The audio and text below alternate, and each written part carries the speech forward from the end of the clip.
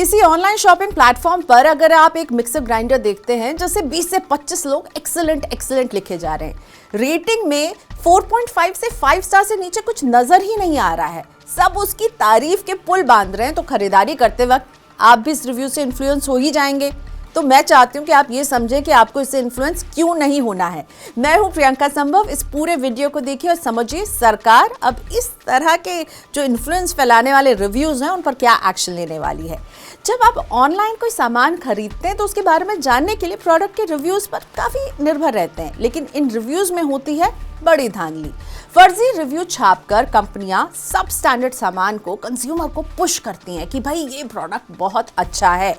इन fake reviews को कहते हैं एस्ट्रोटर्फिंग।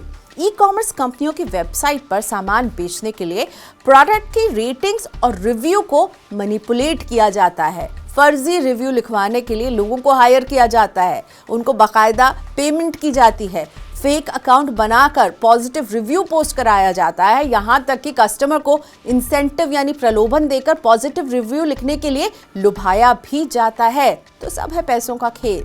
फेक रिव्यू कस्टमर पर कैसे असर डालते हैं, इसे आप अमेरिकी कंसल्टिंग कंपनी पैटर्न की एक रिपोर्ट से समझ सकते हैं, जिसमें ई कॉमर्स साइट अमेजॉन का एक उदाहरण दिया गया है। रिपोर्ट में बताया गया है कि अमेजॉन पर रेटिंग में केवल 1 स्टार बढ़ने से उस प्रोडक्ट की बिक्री 26% बढ़ जाती है। पिछले कुछ वर्षों में नेशनल कंज्यूमर हेल्पलाइन पर ई कॉमर्स साइट्स के खिलाफ मिलने वाली शिकायतों में भी काफी तेजी देखने को मिली है। 2018 में इस तरह की 95,270 शिकायतें मिली थी, तो 2023 में यह आंकड़ा बढ़कर 4,44,034 तक पहुंच गया, यानी कंप्लेंट्स करीब 5 गुना बढ़ गए। फेक रिव्यू की बढ़ती समस्या को देखते हुए सरकार ने ब्यूरो ऑफ इंडियन स्टैंडर्ड यानी BIS का एक नया कोड लागू करने का फैसला किया है। नया स्टैंडर्ड IS 1900/2022 रिव्यू करने वाले व्यक्ति और रिव्यू के एडमिनिस्ट्रेशन यानी उसकी निगरानी वगैरह करने वाले व्यक्ति की जवाबदेही तय करेगा। ई कॉमर्स साइट को कुछ तय तरीकों का इस्तेमाल करके ही रिव्यू लिखने वाले व्यक्ति की पहचान करनी होगी। कंपनियों को एक रिटन कोड ऑफ प्रैक्टिस तैयार करना होगा, जिसके बारे में कंपनी के पूरे मैनेजमेंट और स्टाफ को जानकारी देनी होगी।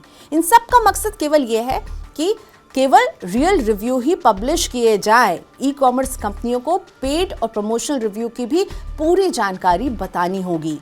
फेक रिव्यू केवल ई कॉमर्स साइट्स तक ही सीमित नहीं है। कंज्यूमर अफेयर मिनिस्ट्री के मुताबिक होटल, टूर एंड ट्रैवल के अलावा फूड एंड बेवरेज जैसे सेगमेंट में भी फेक रिव्यूज कस्टमर्स को कहीं ना कहीं गुमराह करते हैं। तो उम्मीद करते हैं कि सरकार की ये कार्रवाई फेक रिव्यू पर लगाम कसने में सफल रहे। बाकी आप खुद भी थोड़े अवेयर रहिए, रिव्यू पर आंख मूंद कर भरोसा ना करें। कोई भी सामान खरीदने से पहले कंपनी की साख पर ध्यान दें। अच्छे ब्रांड खरीद रहे होंगे तो हो सकता है प्रोडक्ट खराब भी निकले या सर्विस में कोई दिक्कत आए, तो कंपनी आपकी मदद करेगी। अच्छे ब्रांड थोड़े से महंगे होते हैं, लेकिन आपको बार बार प्रोडक्ट या सर्विस के लिए कंप्लेन नहीं करना होगा और कंपनी आपकी बात भी सुनेगी।